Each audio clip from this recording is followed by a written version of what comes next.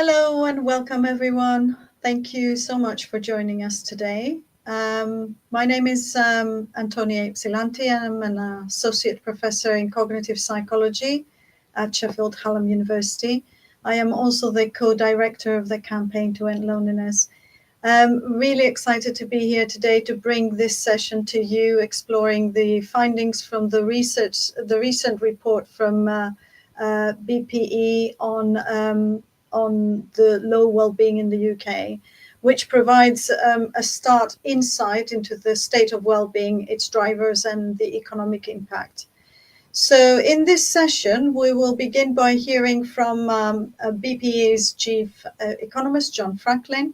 We will hear about the key findings of the reports, and then we will have the expert panel, which will reflect on these findings and the policy recommendations that we can derive from this, focusing on the impact of chronic loneliness on overall levels of well-being and the potentially transformative impact of services and policy change to tackle loneliness. So we have an amazing and fantastic lineup of speakers here today. But before I just go on to introduce them, I wanted to say a few words about housekeeping issues. So the event today is being recorded and will be available on the Pro Bono Economics website and the YouTube channel after the session. You will have some time for audience questions at the end of the session. So please do submit them in the chat as we go along, and we'll capture all of them, as many as we can in the end. The low well-being in the UK report is now out and available on the PBE website. So a link should be on the chat right now. And we'd love for you to post anything about events on social media. If you do so, just please use our hashtag. So hashtag BP events. I hope this is all clear. So we have a fantastic lineup of speakers today. So let me just tell you a little bit about each of them. So first of all, we have Amrik Singh Ubi, who is the Director of Civic Engagement and Partnerships at Nishcombe Civil Association. So welcome, Amrik. We also have John Franklin, who is the Chief Economist at Pro Bono Economics, who is going to deliver the first short speech on the presentation of the report. Thank you, John, for doing that for us and summarizing the main findings of the report. We also have, we are welcoming Kate Joplin, who is an independent policy and strategy consultant, but has worked on loneliness extensively. We have collaborated with Kate Joplin at the campaign to end loneliness. She has worked at the campaign before we even took over the campaign. So thank you, Kate, for joining us. And lastly, we have Phil Jackson, who is the CEO and founder of Ghoul Youth Action. So he's going to talk about the youth perspective on this topic. So we are ready to get started. So I'm going to hand over to PPE's John Franklin to give us an overview of the research and key findings from the report. So thank you, John. The floor is yours. Thank you very much. I will just give it a moment for the slides to come up. There we go. Thank you very much, and thank you for the introduction. So Pro Bono Economics are a charity and think tank. We use data, evidence, and the skills of economists to support organisations trying to tackle the causes and consequences of low well-being in the UK. And this immediately raises the question, why as an organisation have we tailored our entire sort of mission and purpose around tackling low well-being? And our answer to that very much comes into, well, what do you mean by well-being? How do you measure that? What are we trying to capture? Now, people's initial reactions, unless they have been around the well-being space for a long time, can often be thinking about people doing yoga on beach and aromatherapy, because that's the kind of common everyday language that people use in typical conversations. When they think about well-being, they're talking about the wellness industry and what that means. But I think the science around well-being and well-being measurement has developed rapidly in the UK over the last 10, 20 years. And actually, frankly, it means something a lot less woolly and a lot less fluffy when we think about it. This slide is nabbed from the Warwick Centre for Wellbeing, and they define wellbeing as how we're feeling and how we're functioning. And that captures a whole host of things. So from satisfaction of fundamental needs, so do we feel safe? Do we feel connected to other people? It captures the external conditions we're facing, so that might be around your work and your income. It could be about the housing or the local environment that you live with. It could be your personal resources, such as your health or your self-esteem and confidence. Or it could be about your feelings from a day-to-day basis. So are you feeling happy? Are you feeling anxious? Ultimately, it's about what matters to people. And this is why we care about it as an organization, because we think it's a great umbrella term, an umbrella approach for capturing basically people's fundamental quality of life in the UK. And like most charities, that's kind of what we care about ultimately, is supporting people, supporting their quality of life, so that people can lead happy, fulfilled lives. And this is why we wrote this report focused on people with the lowest well-being in the UK, because we believe those are the people that are struggling the most. Those are the people with the worst quality of life. And those are the people that are likely to need support from not just the social sector, but the government, and also a compassionate private sector as well. So when we talk about well-being, more specifically, how do we measure that within the UK? Now, the approach in the UK has developed rapidly, and it started back in 2011 when the Office of National Statistics finished up their consultation exercise on how do we measure progress in the UK, how do we capture well-being or quality of life within the UK. And there were a number of steps taken forward at that time, but one of the key ones was the introduction of 4 personal well-being questions, which are shown on the screen here at the moment. So overall, how satisfied are you with your life nowadays? Overall, to what extent do you feel the things you do in your life are worthwhile? Overall, how happy did you feel yesterday? And overall, how anxious did you feel yesterday? And these are really simple questions, but they cover, I guess, the fundamental dimensions of philosophical dimensions, if you like, of well-being. It goes right back to kind of Greek philosophy and thinking about, well, what really matters in people's lives. But importantly, they're about asking people about their experience. It's asking them to judge how satisfied they are with their lives based on what they see as important, rather than saying, actually, these are the things that must matter in your life, and we're going to measure those, and it's us that decide what matters. No, we're kind of turning it over and asking other people, well, what's your experience? How is your quality of life on an everyday basis? And I think that's a great way of understanding how we're doing as a society and what really matters to people as well. Now, for the purposes of our report, we have focused specifically on one of these measures. So that's the one highlighted in orange. Overall, how satisfied are you with your life nowadays? Now, we'll be the first ones to admit that there is no single measure that can capture the full richness of life and the full richness of what matters in people's lives. But of these measures, that one has been one of the ones that has been most used for well-being research. And that's because it tends to be relatively stable over time. So it's not something that fluctuates rapidly, unlike the how happy you feel and how anxious you feel yesterday. Those are capturing sort of shorter term mood and feelings that can fluctuate quite quickly. But it's far more focused on things that are reflective and reflect kind of slower, steadier changes in people's lives. It's also the measure that took quite a prominent role in the Treasury's guidance that was released back in 2021 around how to measure the impact of government policies using wellbeing approaches.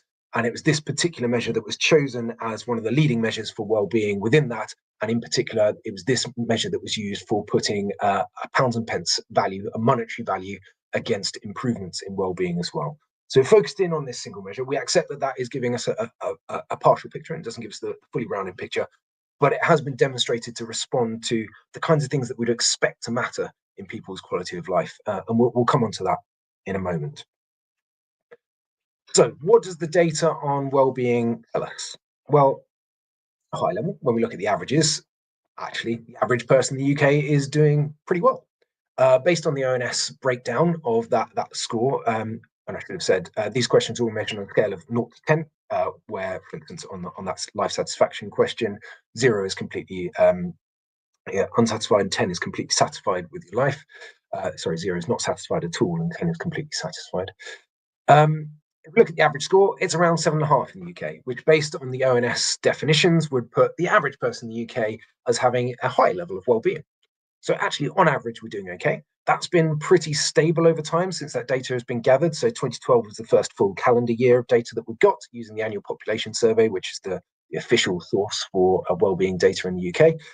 And it rose steadily from 2012 up to around 2019, from around 7.5 to 7.8. We then saw a dip following the impact of the pandemic in 2020. So it dropped back down from 7.8 back to about 7.5. And it has remained stuck at this lower level since then, particularly when we look at calendar year data. So been stuck at around 7.5 since that point, but relatively stable, actually a relatively high level on average. Now that drop off in well-being of around 0.3 points may not sound much, but is quite substantial, particularly when you think that's on average across all of the 55 million adults in the UK. So one of the best research impacts on life satisfaction, on well-being, is somebody losing their job. So entering unemployment is roughly equivalent to losing around half a point on that life satisfaction scale. So given that on average, every adult in the UK has lost 0.3 points, which is not quite as much as losing a job, it gives you that sense of scale, though, that actually that drop-off is quite big as a kind of overall gross reduction in well-being across all of the adults in the UK. That is quite substantial. It's not far off, half the people losing their jobs or something that kind of scale in terms of the impact on well-being. So even at the average level, when we look overall, we can see some changes, and some changes that are a little concerning, particularly when we see that lack of recovery in well-being over time. But I think what's more interesting than the averages is what sits underneath them, because underneath that average hides significant inequality of experience in terms of well-being. So on this chart, we've broken down the well-being scores. The dark blue is people with high or very high levels of well-being. So those are people that are scoring 7 or above on that 0 to 10 scale. The pale blue are those people with medium levels of well-being. So they are scoring 5 or 6 on that scale. And the pink bars at the bottom, that is the proportion of people experiencing low well-being. And these are the people that are scoring 0 to 4 on that scale. So that's a really low quality of life. And what we're seeing is that whilst on average, the average person in the UK might be experiencing a high level of well-being, scoring around 7.5. There is a significant minority, quite persistently over time, that are experiencing really quite a low quality of life. So around 1 in 20 people are scoring 4 or below on that life satisfaction scale. And that's a pretty clear indication that these are the people that are going to have a poor quality of life, and we really need to be thinking about society, how do we support them more effectively? To give a sense of scale, so 1 in 20 people, that's the equivalent of around 3.2 million adults living with low well-being in 2023. That's around the populations of Liverpool and Manchester added together, just to give you that kind of sense of scale of this. And that number is probably at the highest level that we have seen since this data was started to be collected back in the second half of 2011. And that's a combination of, as we saw that drop off in average level of well-being during the pandemic, we saw an uptick in terms of the proportion of people experiencing low well-being. So it's currently sitting around 5.7%, hasn't dropped back down to the levels that we saw prior to the pandemic. So we've got a higher proportion experiencing low well-being, plus a bit of a population growth in terms of the number of adults we've got in the UK, means that 3.2 million is probably the highest number in terms of absolute terms of adults that we've had to deal with in terms of experiencing low well-being in the UK since that data was started to be gathered. It's around 135,000 more people than there were in 2022, and around 780,000 more adults experiencing low well-being in 2023 compared to prior to the pandemic in 2019. So who are these people? Who are these people that are experiencing low well-being? Well, we know that they're disproportionately likely to be female rather than male. So it's a small difference, but it is a notable difference there. They're more likely to be middle-aged than to be either younger or older adults. They're more likely to be from non-white ethnicities. So in particular, mixed ethnicities are particularly at risk of low well-being. They're more likely to be from the lowest quartile in terms of household income. So they're more likely to be poor. They're more likely to be unemployed or inactive, particularly inactive due to poor health. And they're more likely to be disabled. So that starts to give us a kind of a bit of a feel of what are these groups.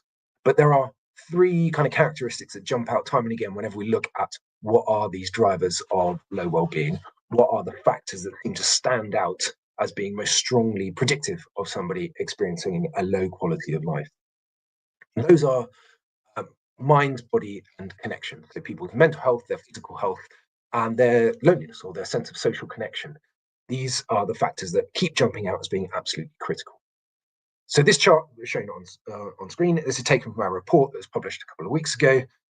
And in this piece of analysis, we've tried to use a statistical approach that sort of teases apart those different drivers of well-being and isolate them. So we can say, what's the impact of this particular driver holding everything else constant? Now, it's not perfect, but it gives us an indication of what are the strongest predictors of low well-being. And no matter what year we look at this, no matter how we break this down, what definition of low well-being we're using, the things that keep jumping out are those things highlighted with the pink bars there, which are around people's mental health, their loneliness, and their physical health. So having mental health difficulties that impact your life all of the time increases your risk of experiencing low well-being by 16 percentage points compared to somebody who doesn't experience that, whose mental health impacts their life none of the time. Having very good health reduces the risk of experiencing low well-being by 15 percentage points compared to somebody with good health. And likewise, having poor general health increases the risk of experiencing low well-being by around 9 percentage points. And feeling lonely all of the time, as opposed to none of the time or never, or hardly any of the time or never, increases the risk by around 13 percentage points. And you can see that the kind of scale of those bars just give the sense of how much more of an impact they are having compared to a number of other factors that people might typically worry about. And in particular, some of the economic impacts, which are one of the economic factors which can dominate kind of discussions about what matters. So people's income didn't even come into this chart.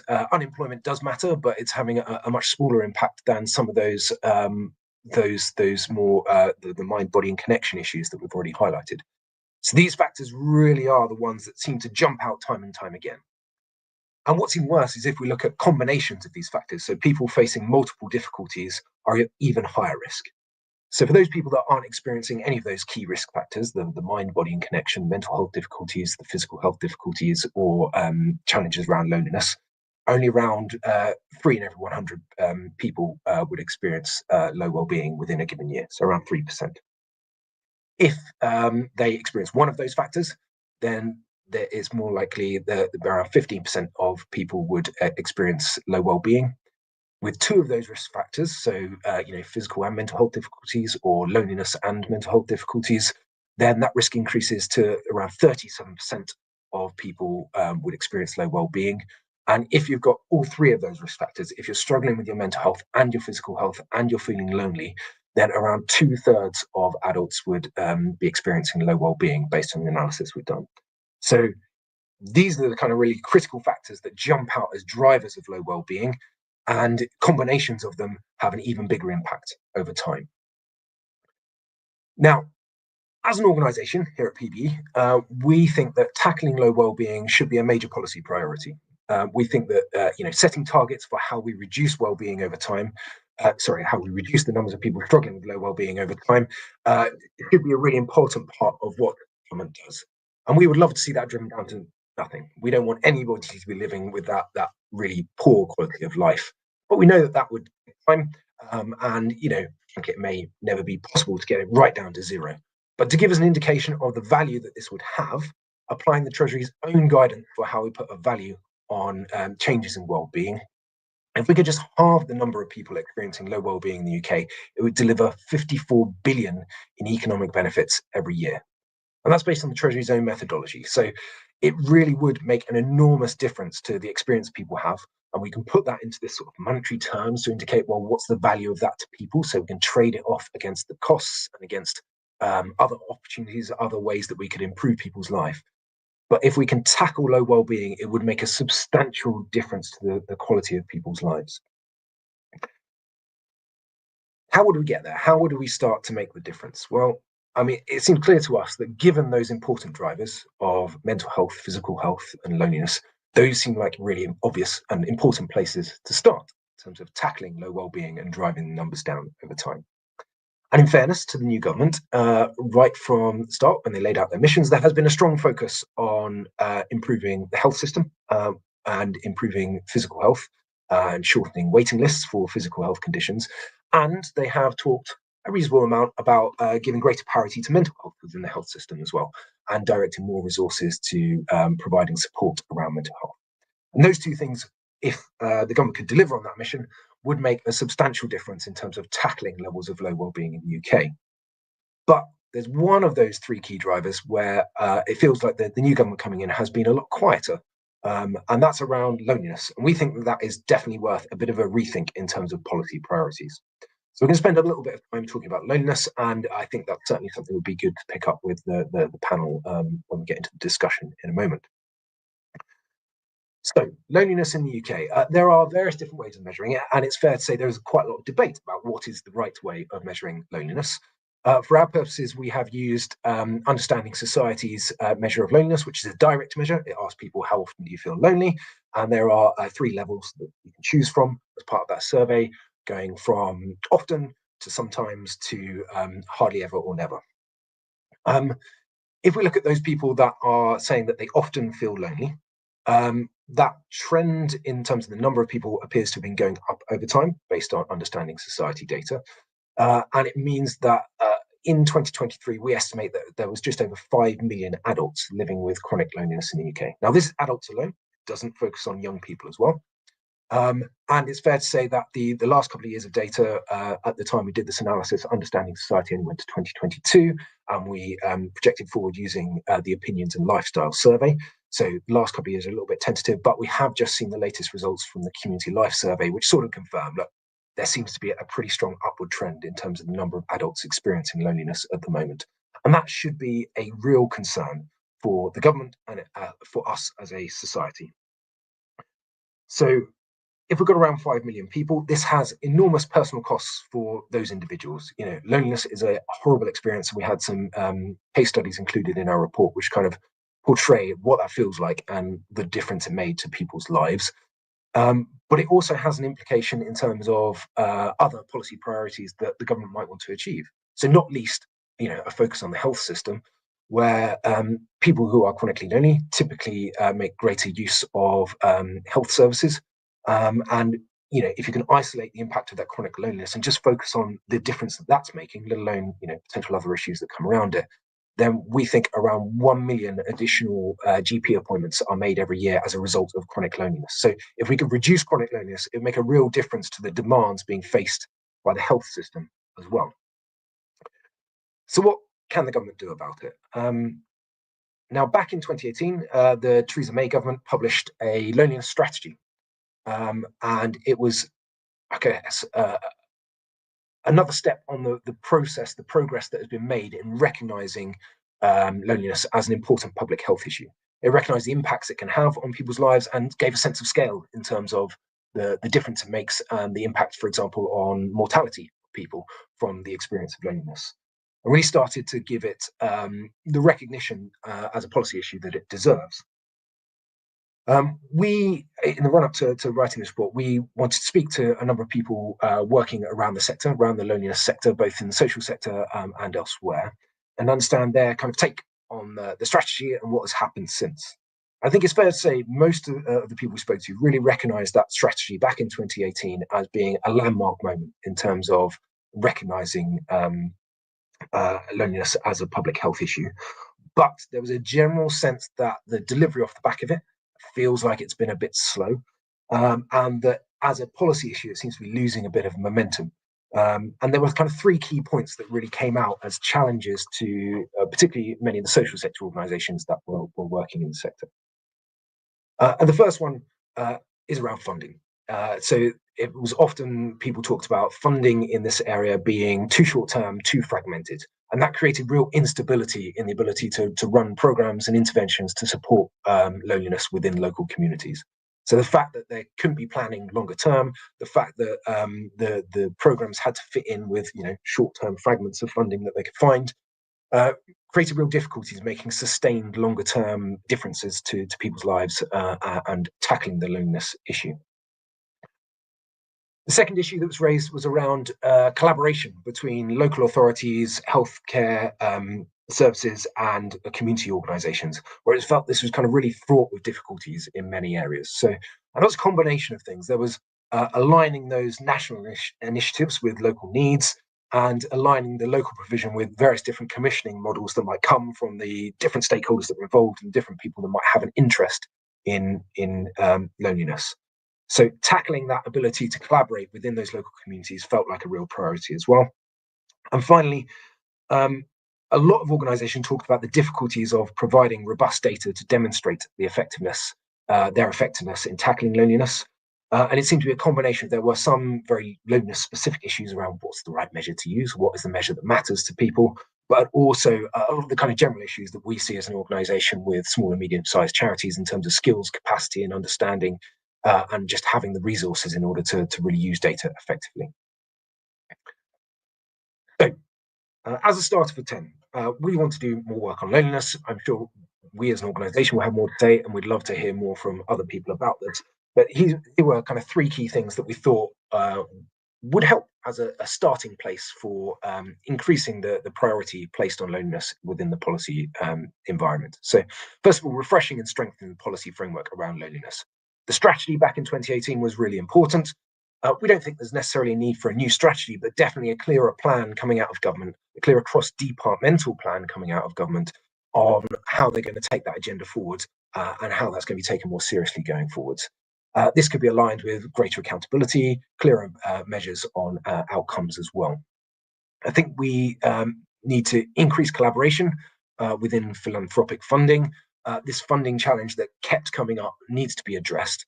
Now, we need to be realistic. It's not going to be a time where the government is going to have lots and lots of extra money to pile into this, but potentially greater collaboration, potentially matched funding between some of the government programs and philanthropic funding funders that are out there, and greater coordination between them could help to really kind of concentrate support around loneliness as an issue that needs tackling. And I think what gets funded also matters. There's a lot of talk, and has been a lot of talk, about social prescribing, and I think a lot of people recognise that does have an important role to play, but it's not the only solution to loneliness. And I think greater need to invest in exploring and understanding some alternative routes to tackling loneliness, potentially using digital platforms, digital tools, could make a huge difference as well. And finally, support on measurement and setting realistic expectation about what we want to see from community organisations working on loneliness to help them demonstrate their impact. Now, DCMS is already doing a review of some of the loneliness measures and which ones are most appropriate for measuring the impact of particular interventions, and that's great. But I think that is only one component of what needs doing in order to engage and support those community organisations working on loneliness, so they know what's a realistic set of best practice, what would that look like, and giving them a fair chance to make their case for the funding and support they need within those kind of local networks and more broadly. Now, I'm sure there'll be lots of other great ideas from the panel members on what else needs doing in order to address loneliness in the UK. This is our kind of start of 10 to get people thinking about it. But ultimately, as I said before, PBE believes that nobody should be experiencing low wellbeing in the UK. This is a kind of policy priority in terms of tackling what matters most to people and addressing that through the actions that all 3 sectors, both private, social, and state sectors, can make in tackling this important issue. It feels like loneliness is potentially the area of those kind of 3 key ones that is not getting quite the attention it deserves at the moment. Hopefully these kind of first 3 steps that laid out here provide a starting place for thinking about what could be done going forwards to strengthen that. But if we can tackle chronic loneliness, if we can make a difference to that, then that will be a really important step in driving down the levels of low well-being in the future.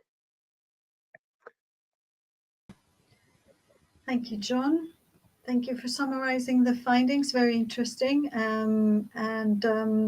We have a few questions for our expert panels now to start the discussion, and then we will follow that from the audience with a few questions from the audience. So thank you very much for that. Okay, so shall we start? So I'm going to address the first question to Amrik, and I wanted to ask you, Amrik, if these 3 key factors that were just highlighted by the BPE report, the mind, body, and connection, Do you think that these feel like critical drivers of well-being in the communities that you work with? Thanks, Antonio, and thank you very much, John, for that context and great summary of some very detailed work. Much appreciated. Mind, body, and connection, absolutely crucial. Leaving any one of those out would be so detrimental and so dangerous that we'd be chasing red herrings for eternity.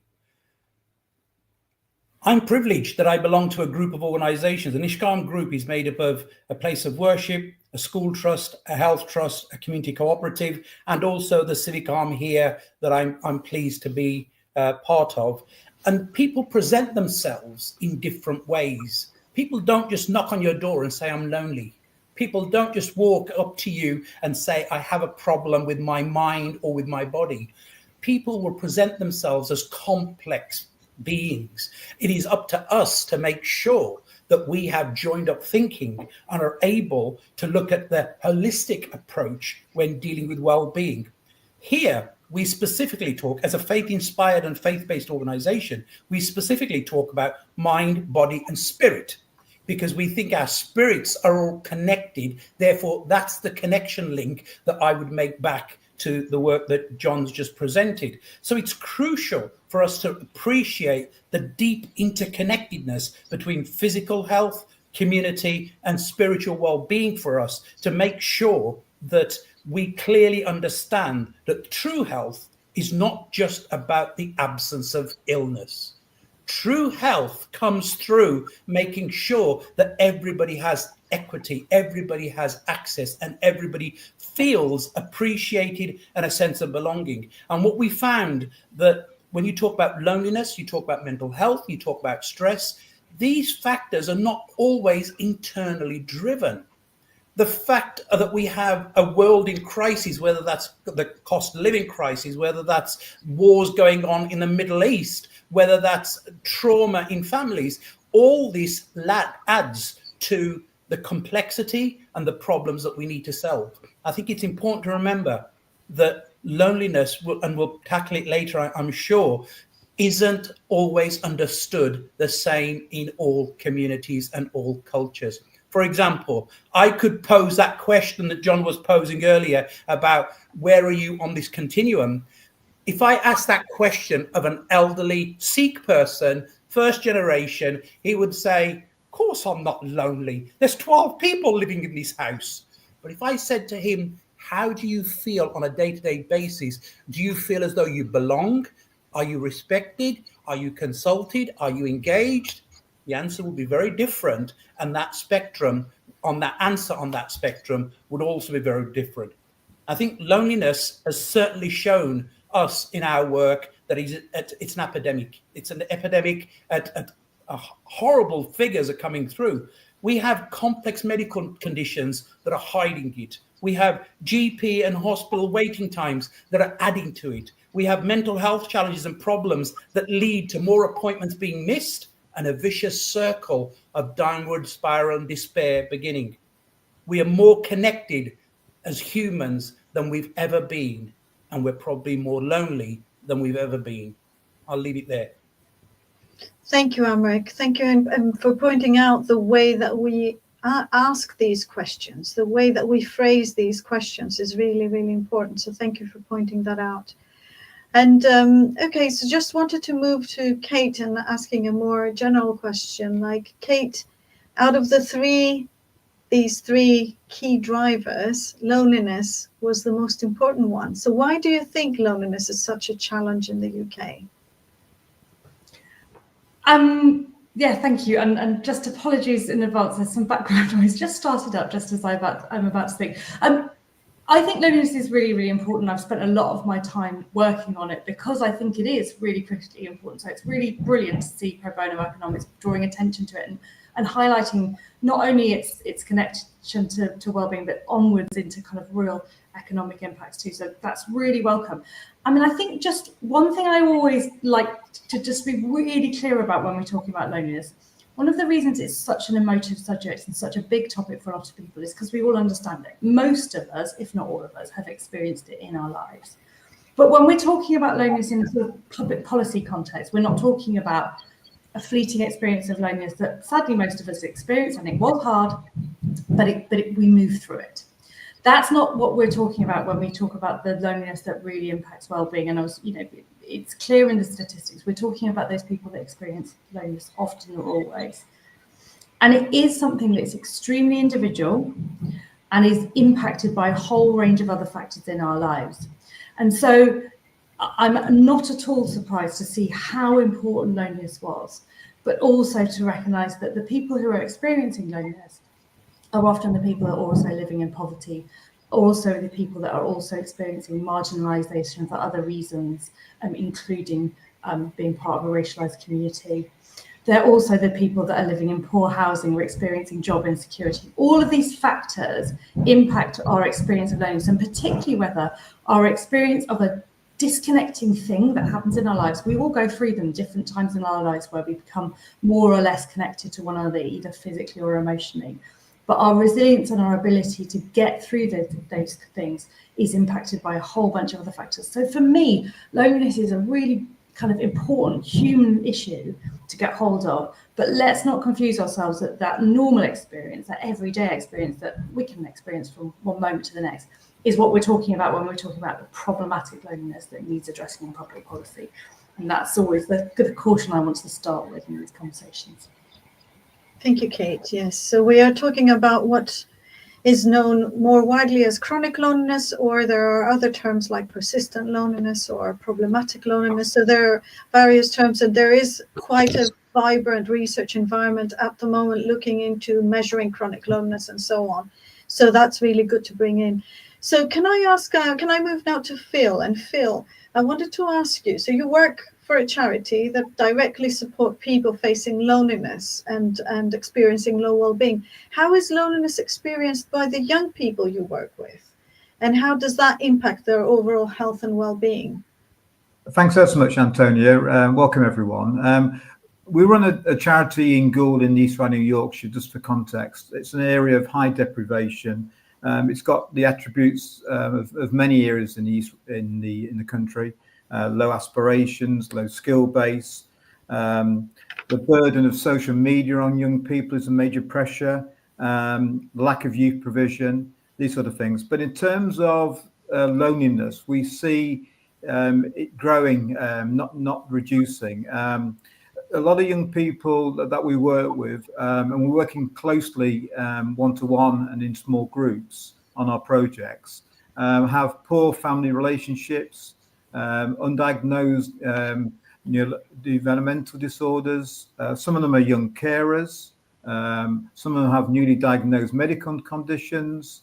There's cultural differences that are in play in Goole with a large multicultural community. In terms of the school life, that's tougher. The rules, the regulations that schools are putting on young people are sometimes such that they're at breaking points. We work a lot of young people on the cusp of education, excluded and then accepted back or expelled. So what we see is a lot of young people presenting high levels of depression, anxiety, sleep problems and stress. And that goes on to show in low self-confidence, sometimes into antisocial behavior, and it really does sort of build up. One of the coping strategies that we find is actually a lot of vaping. The vaping almost all the time. It's one of the things they do. We have an emotional wellbeing support service. It's a pilot. We've got a worker. She's not a counsellor. She's an emotional wellbeing worker. But that's gone absolutely through the roof in terms of referrals. We're only able to provide 3 hours a week of support, but all the slots are always taken. And one of the things that we do use is the Warwick Edinburgh Emotional Wellbeing Scale, which I don't know if watchers and listeners are aware of, but that's really, really useful for measuring and showing differences in well-being and loneliness. not only show young people how much they've travelled, but also to funders. We are struggling, as previous speakers have said, about funding, and spend a lot of time chasing funding. And I'm very keen to get the evidence to show the difference that we make in our projects. And that is one tool that I would highly recommend to look at. Thank you very much for that. And I think this links back to John's presentation about the combination of these risk factors being key drivers. So if we combine all of those independent risk factors, and like you were saying, Phil, for example, some of your young people might have more than one risk factors, that kind of doubles or even elevates even further their well-being levels as well. So that's really important to mention. And going back to Amrik, can I just ask you, Amrik, how do you see the impact of loneliness in your civic engagement and community building work at NISHCOM? Thank you, Antonia, and again, thanks to Phil for that great contribution, because it reminds me of so much and some of the similarities that our organizations, our communities are facing. But at the same time, as well as similarities, we see distinct contrast as well, distinct differences in needs, depending on the demographics, depending on the ethnicity, depending on the location and the personal circumstances of everybody that presents themselves. So on that, I would yet again give a word of caution and a caveat here to say, let's not look at one size fits all. It's very, very important that our work is in localities, in locations, in communities that must be very specific and must be appreciated. If I can just go back and go back to a point John made earlier about on average, I think when we work with averages, it's very, very dangerous because of some of the points I made earlier. I remember an analogy from a previous life as a consultant. We used to use an analogy that went something like this. If I have two buckets of water, one with boiling water, one with ice cold water, and I put 1 foot in each bucket, on average, I am comfortable. I may have one scalded foot and I might have frostbite on the other. On average, I should be comfortable. So that to me tells me that we need policymakers to appreciate that the data is the data, but there will be specific nuances that need addressing. And loneliness is very, very complex. Societal pressures are huge, and we're seeing resilience going the opposite way. It's going down, not up. So it's about how do we create those safe spaces. We might not be setting out to tackle loneliness. We might just be setting out to be good human beings and having a good, hospitable environment where people feel welcome, people feel at home, and they feel as though they can contribute in a meaningful way. So it's about how do we engage people more, and how do we look at volunteering? Because volunteering is a great tool for combating loneliness. Not only does it cure the loneliness, it actually cures a person being served and the person receiving the service. And people won't always come to us and say, I feel lonely, as I said earlier, but we will notice that they may have low mood, or they may be self-reporting to have low mood, or they've lost their mojo, or they're not on form. So I think it's about how we look at this from different lenses in the workplace, in the school, in the place of worship. We all talk about first aid mental health training. Genuinely scratch the surface when somebody says, I'm all right, and say, are you really okay?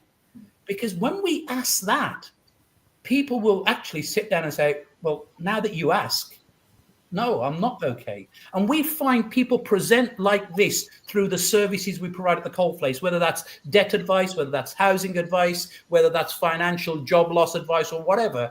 When you scratch that surface, you open up and start delayering that onion, as we call it, you get to the core of what the problem is. And that core might be loneliness at home, might be a mental health challenge, might be DV issues, but there's a whole complex issue that we should be very careful that we don't try and solve world hunger just by trying to tackle loneliness. Thank you, Antonia. Thank you, Amrik. Very useful, which leads me nicely to like you were talking about, the complexity of loneliness, and this kind of prompts me to ask Kate about what her thoughts are on how charities or the social sector or the sector as a whole, how can we tackle these challenges, and how can collaboration across the sector, including the public and private sector, how can that help, in your opinion?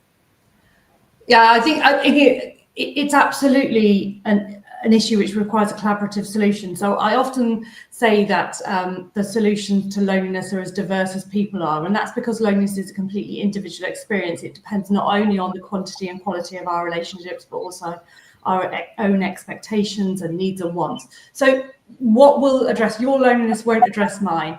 Also because we're different people, and we need to find our people in different places. And so I think Amrik's absolutely right. You know, there is no one size fits all solution here. But the other really important point, and the point that I think particularly speaks to the need for cross-sector working, is that actually there are many different roles we need to play.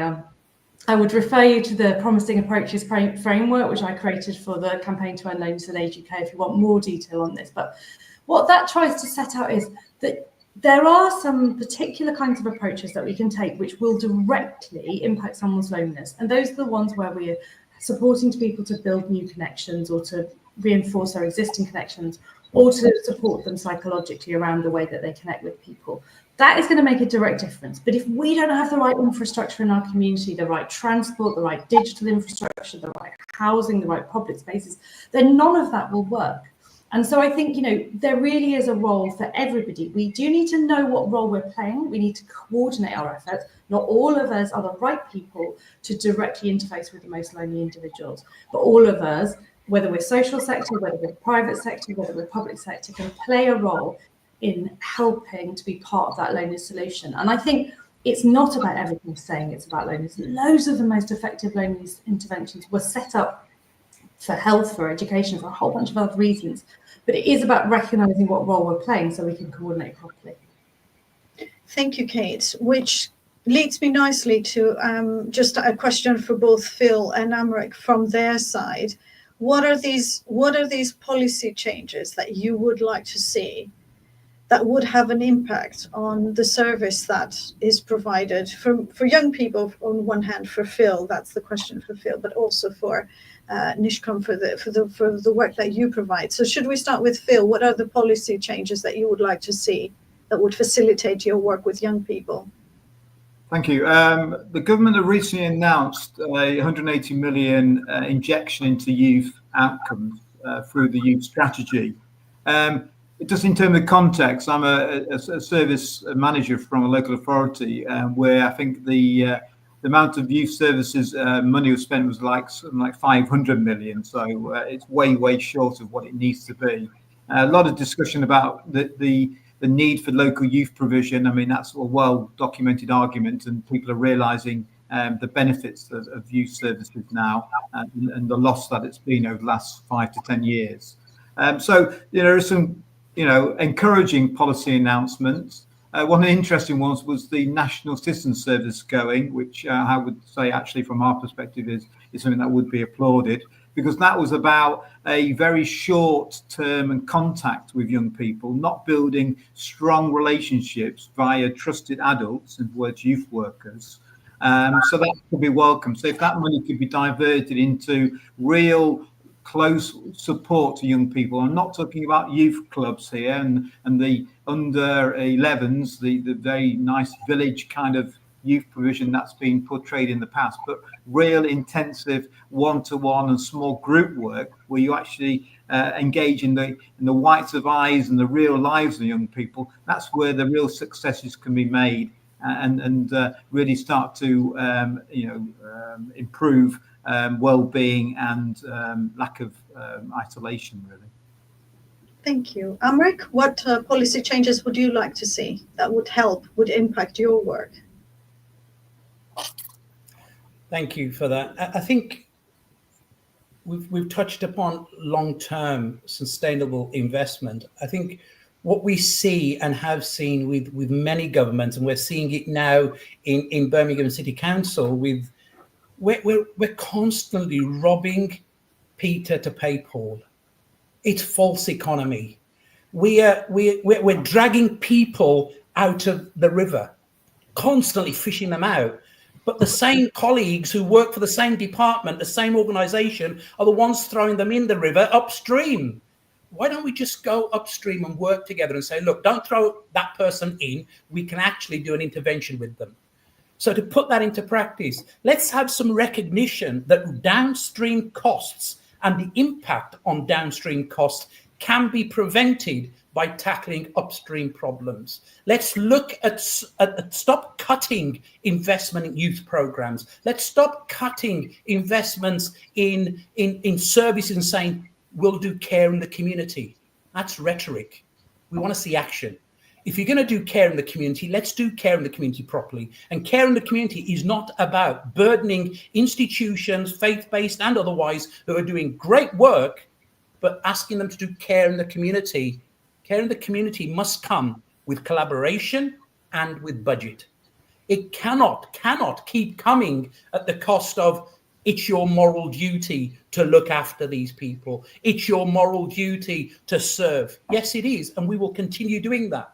However, we've got to be able to look and put some sustainable programs in place where, through collaboration with public agencies, health authorities, ICSs, ICBs, and with local councils, we're addressing those problems. And again, I will say the importance of intergenerational work and cannot be underestimated, because not only does that keep the elderly old and the young getting wiser, it gives opportunity for engagement, it gives opportunities for volunteering, it gives opportunities for learning and breaking that cycle of despair and that cycle of loneliness. Thank you. And that captures as well the two quite lonely age groups, the younger people and the older people, in a very nice way.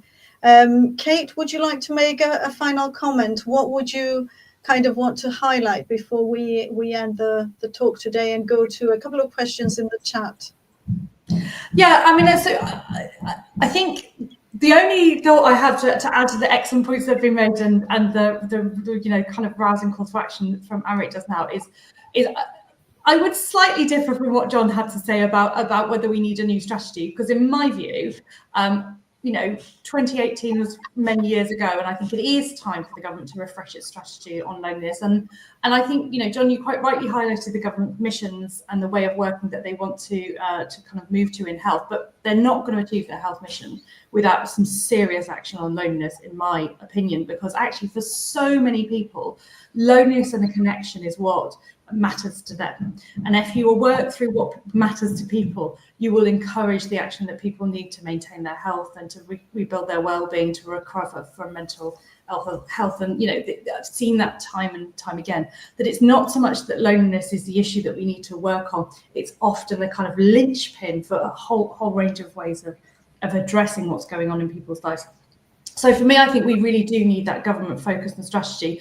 That's not about saying we need a money tree for loneliness as well as everything else. It's just about thinking really strategically about where are we spending money, and could we do that better in a way that takes connection and relationships seriously and uses the resource that we have in service of the thing that really matters to people and will help us unlock so many of the other issues that we're facing. Because as you say, this, you know, low well-being has serious economic impacts, and so we take these issues as kind of nice to have at our peril. So for me, I really do think it's time to step in and refresh that strategy and put that leadership back, because that was a strategy launched by the Prime Minister, and this is a cross-governmental responsibility, and we need that leadership.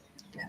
And also the figures that John showed, there is an increase since 2017 to 2024. So we're looking at a different type of loneliness, an increase in loneliness. So a refreshed strategy would probably be very wise decision. So I found five key areas today. That was a combination of what all the speakers talked about, a call for a nuanced approach to loneliness, which is very important, a government to refresh the strategy and increase the loneliness agenda as loneliness increases across time, emphasis from John on the economic benefits of doing so in society. So as you say, there is not a matter of putting money. You can save money from doing so.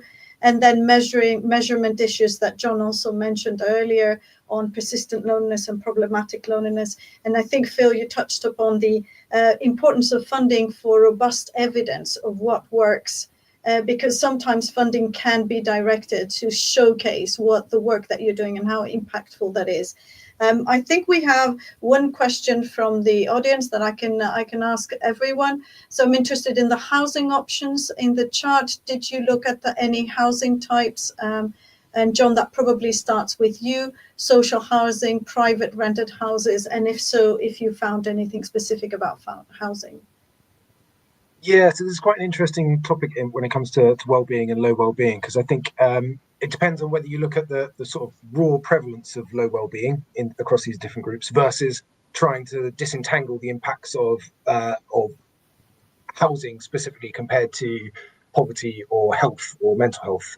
So when you look at the raw prevalence, then I understand people in social housing typically are more likely to experience low well-being. But when you control for levels of income, and risk of being unemployed or inactive, physical health and mental health, actually social housing has a sort of protective impact on people's well-being compared to private rented housing. And that was one of the kind of interesting findings that we got when we looked at this, is that, there seems to be this question mark that people that live in private rented housing are experiencing lower well-being compared to, understandably, people that own property.